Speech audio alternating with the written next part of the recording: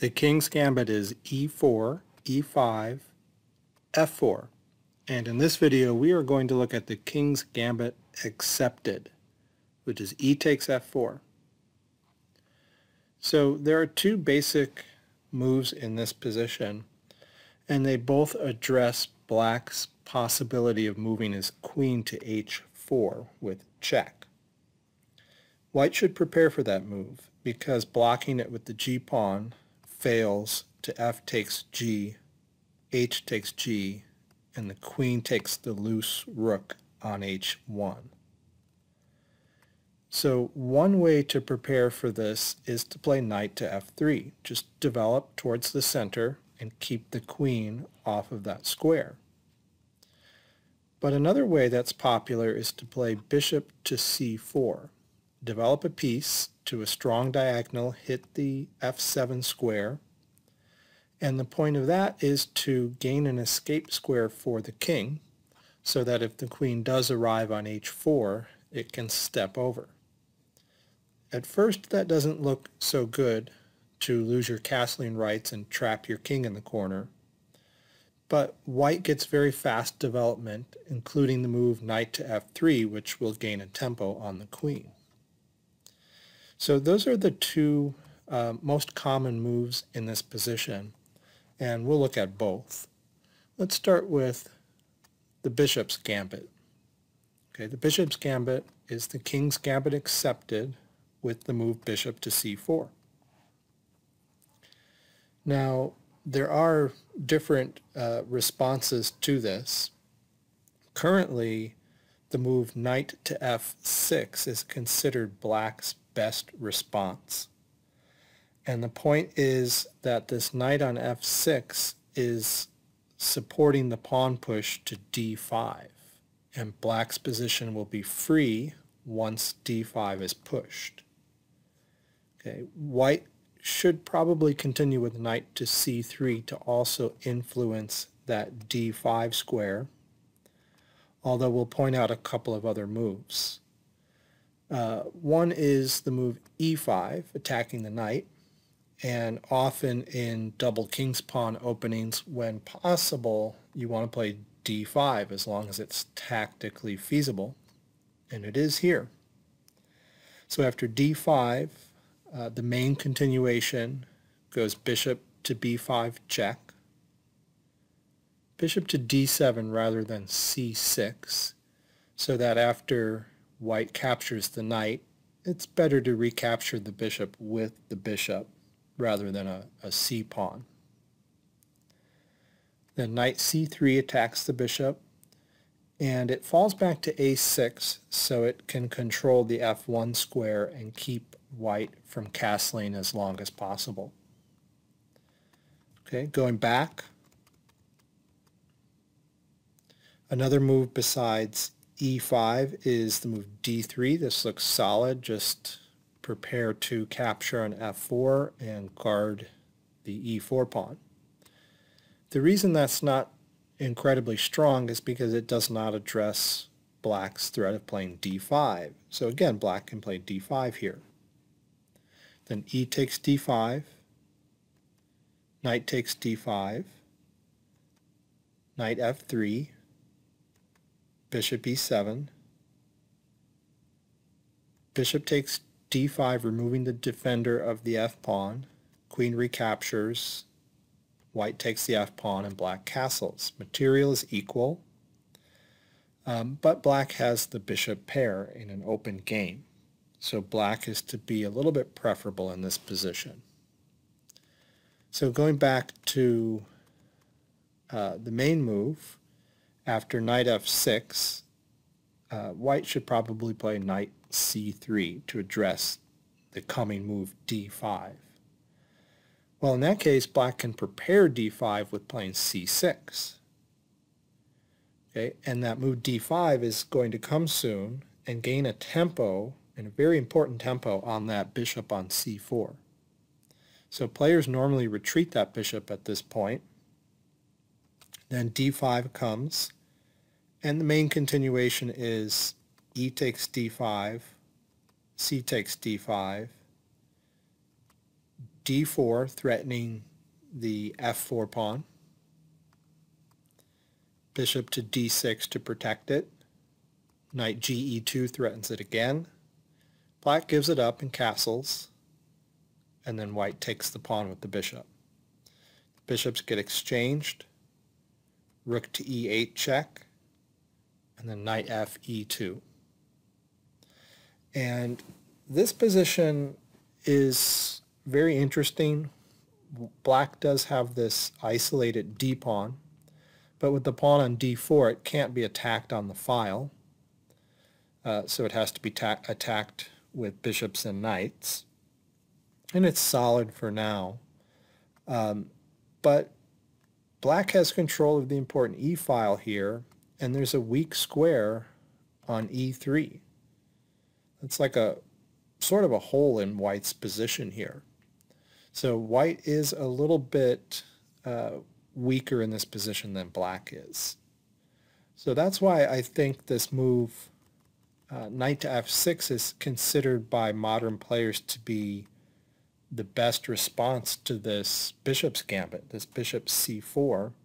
Players do like to play knight f6, playing positionally for this move d5. So just remember, in the bishop's gambit, your goal is to get that pawn to d5, and knight to f6 supports it. But there are other moves that are played besides knight f6.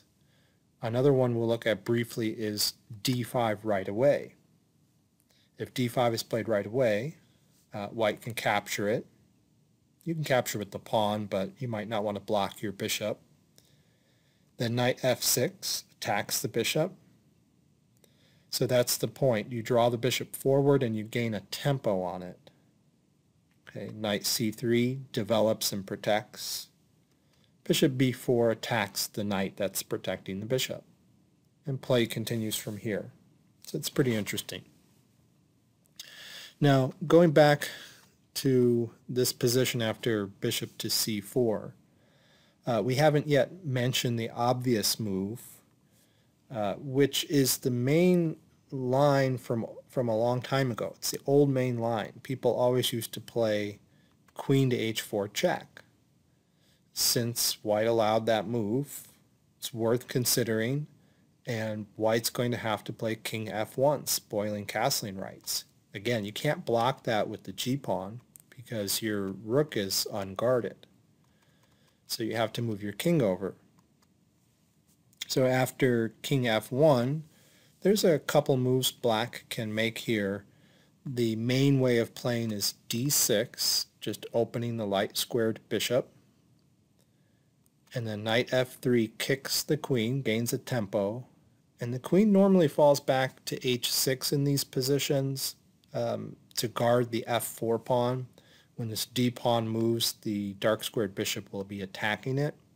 So black tries to hang on to that f4 pawn as long as possible. Then d4, bishop e6 to challenge the bishop on c4, and play continues from there. But backing up, another move that you can play besides d6 is the interesting move d5. And it's similar to when we saw d5 earlier. White takes the pawn, so it's a counter gambit to the king's gambit, and then black gains a tempo on the bishop. All right, and then knight f3 can be inserted here to kick the queen again. It retreats to h6 to keep an eye on the f-pawn. Then knight c3 to develop and protect the bishop. Bishop b4 to attack the defender of the d5 bishop. And play can continue from there. All right, so that's all I wanted to say about the bishop's gambit. Let's turn our attention to something called the Kiezeritsky Defense. So here's the king's gambit accepted again. So we consider the move bishop to c4. But another popular move here, and the second move we will look at, is knight to f3. And so this keeps the queen off of the h4 square. Now, the Kiezeritsky defense is very old, and it's the move g5. And it's the old way to try to refute the king's gambit. Just hang on to that f-pawn. Just try to stay up a pawn. And I say it's the old way to try to refute it, but it's still the choice of many contemporary players. The line is very tactical. There's a lot of analysis that you need to do, a lot of theory you have to be prepared for if you want to play that g5 move. So we're not going to get deep into it. We'll just mention a few issues. The main way to play here, the top choice seems to be h4, to go ahead and try to undermine that pawn structure. But before we look at that, let's take a look at a very old move, very interesting, bishop c4, just getting on with development, pointing your bishop at that weak f7 square. This does allow the move g4, attacking the knight. However, white can ignore that and castle and gambit an entire piece. It's called the Muzio Gambit. Black takes the knight and white recovers the pawn with the queen. So white gets a very strong attack for this knight. You can see this f-pawn is going to fall soon. White would like to play d4, capture that f-pawn, get knight to c3, and this king is very weak. It's going to be very difficult to protect that f7 square. I don't think white is winning, but you have to know this pretty well as black if you want to defend this position. So if you play g5, you have to be prepared for this Muzio Gambit. But back to the move h4. It's the more normal move there.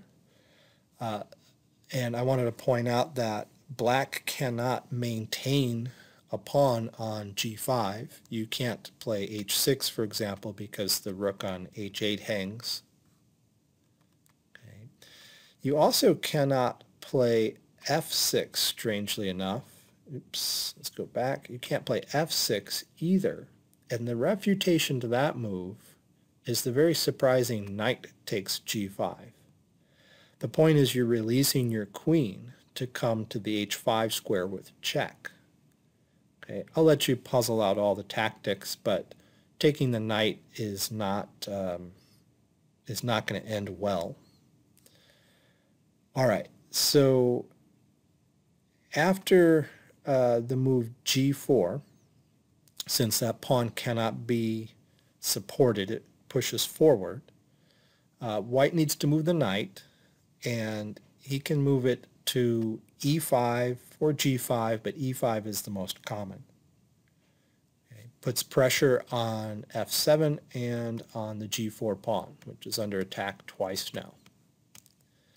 Now, for some reason, the first move that comes to my mind is the move h5 here, just supporting the pawn. But for some reason, that's almost never played. I checked it with the engine, and it's an equal position, I think. Okay, I guess black players just want to play more actively, develop their pieces. So the normal move here is knight to f6, which does lend some support to that g4 pawn and develops a piece. Then bishop to c4, which attacks f7. So black blocks it with d5. Then e takes d5. White would rather not trade off his light squared bishop, so he takes with the pawn. Bishop d6 blockades the pawn. Then d4 releases an attack on the f4 pawn and pushes a pawn into the center of the board. Knight h5 is the usual response to protect that pawn, and play proceeds from there. So there's a lot of theory in that Kiezeritsky defense. So let's go to our last line, which is called the modern defense. So the modern defense happens after this move knight f3 as well. But instead of the move g5, the Kiezeritsky defense, the modern defense is the move d5. Okay. So again, in double king's pawn openings, when black gets in this move d5, it usually signals he's doing fine. And so black gets it in right away. White should take that pawn, and now rather than take back with the queen and lose a tempo, black plays knight f6. Now let's look at the position. White has a central pawn majority. He's got 2 pawns in the center. Black has none. White also has a queenside majority. We've got 5 pawns to 3. Even if white loses this forward d pawn, there's still a 4 to 3 pawn majority on the queen side. So white can make a passed pawn on that side of the board. This pawn on d5 is weak, but white can get rid of it with the move bishop to b5 check, because the move c6 would probably be played, and white can trade off that d pawn. White's going to want to push forward in the center with the moves d4 and c4. And black's f-pawn will be very weak. This bishop on c1 will be attacking it. We can castle short, and the rook can attack it down the f-file. But when white does move this d2 pawn, he leaves some weak squares behind. If he plays d3, the square on e3 becomes weak, and black can make use of that square. He can put a rook on e8 after castling. He can get a knight to g4, for example. Even if white manages to use his c1 bishop to take on f4 and trade that bishop off, black doesn't need that anchored pawn to make use of the e3 square. Trading off the dark squared bishop just makes that e3 square even weaker for white. And white probably won't push his pawn to d3. That's too passive in this opening. He'll probably want to push it to d4, which is also going to make the e4 square weak. And black can play, for example, bishop f5 and knight e4, make use of that square. So both sides have their pluses and minuses and their own strategies. So it's a rich strategic position. And most players continue with white by playing bishop to b5 check. But there is an alternative we'll look at, which is the move bishop c4. And the point of this move bishop c4 is to just give up that d pawn and then play to win the f-pawn and keep active pieces. So castle, bishop e7, d4, releasing the bishop's attack on f4, castles, and now white removes the defender and then takes on f4. And it's about an equal position. White has this nice central pawn here. Both sides are going to develop easily, but black does have the bishop pair, so that's an advantage. Okay, but going back, instead of bishop to c4, I think a better try for an advantage is bishop to b5 check, trying to get rid of your weak d5 pawn by capturing a black pawn. So knight takes c6, and then d4. And again, as soon as white pushed to d4, these two squares I'm highlighting on e3 and e4 are weak. And white is also threatening to take on f4. So bishop to d6 to protect it. Castles. Okay, black castles, and we play from here. I will mention one other line besides castling. Some players play queen to e2 check here.